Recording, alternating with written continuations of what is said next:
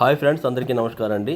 ఈరోజు రెసిపీ అయితే చికెన్ లెగ్స్తో పిల్లలు ఎంతో ఇష్టపడే గ్రిల్ చికెన్ టైపు మన దాబా స్టైల్ కానీ అనుకోండి, లేదంటే రెస్టారెంట్ స్టైల్ కానీ అనుకోండి. నేను ఇంట్లోనే సింపుల్గా తయారు చేసి చూపిస్తానండి మీకు. నేను దీనికి లెగ్ పీస్ తీసుకున్నానండి, ఒక 5 లెగ్ పీసులు. నేను దీనికి ఘాట్లు పెడదాం. ఒక 4 అంటే ఒక పక్క 2, ఒక పక్క 2.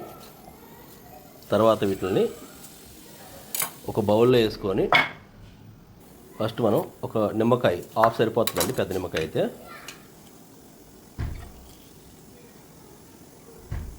తర్వాత ఉప్పు మన టేస్ట్ తగ్గట్టుగా. తర్వాత మనకి మసాలా కారం వీడియో నా ఛానల్లో ఉంటుందండి, లింక్ డిస్క్రిప్షన్లో ఇస్తాను. ఇందులో 12 ఐటమ్స్ కలుస్తాయి.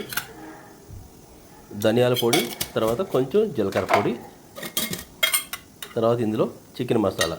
మీరు ఏది వాడితే అది. నేనైతే ఎవరెస్ట్ యూజ్ చేస్తున్నాను. కొంచెం రెడ్ చిల్లీ అండి, ఇదేమి ఇందులో మసాలా అది కలపనమాట. కలర్ బాగుంటుంది, కొంచెం ఘాటుగా ఉంటుంది. ఇంకేమీ ఇందులో అవసరం లేదండి. మనకు ఒక ఆయిల్, ఒక మంచి ప్యాన్ ఉంటే సరిపోద్ది.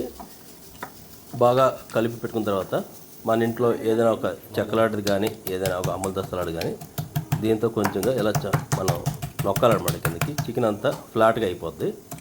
బోను చిదిపెట్టేట్టు కాకుండా, బోన్ ఉండొచ్చు, ఓన్లీ మటన్ ఉంటుంది కదా, దాని మీద మనం ఈ విధంగా కొడితే లోపల మసాలా కూడా బాగా వెళ్తుంది. చాలా క్రిస్పీగా కూడా వస్తుంది అన్నమాట వేగిన తర్వాత. ఇది ఫస్ట్ మనం స్టవ్ వెలిగించుకొని, నేనైతే వాడేది గ్రౌండ్ నట్ ఆయిల్ అండి.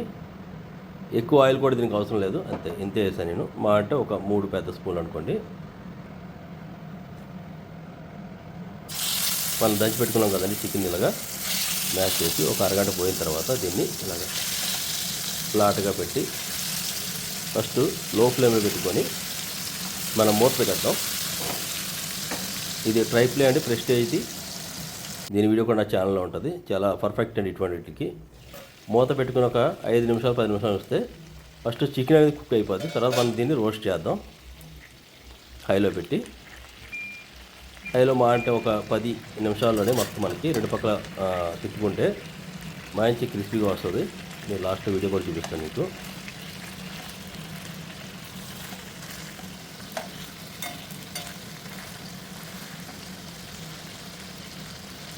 మళ్ళీ కొంచెంసేపు మూత పెట్టుకొని ఒక 5 మినిట్స్ అయిన తర్వాత దీన్ని టర్న్ చేస్తాం.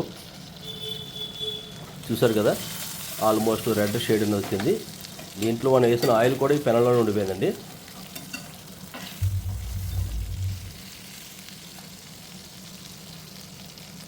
మొత్తం కుక్ అయిపోయిందండి. బోన్ నుంచి మీట్ అనేది సెపరేట్ అయిపోయింది, అంటే పర్ఫెక్ట్గా కుక్ అయిందన్నమాట. తర్వాత మనం ఇందాల సగం ముక్క నిమ్మకాయ ఉండిపోయింది కదండి, దాన్ని కొంచెం పైన ఇలా పిండుకొని, ఉంటే కొత్తిమీర వేసుకోవచ్చు. నా దగ్గర కొత్తిమీర లేదు కాబట్టి నేను వేయట్లేదు.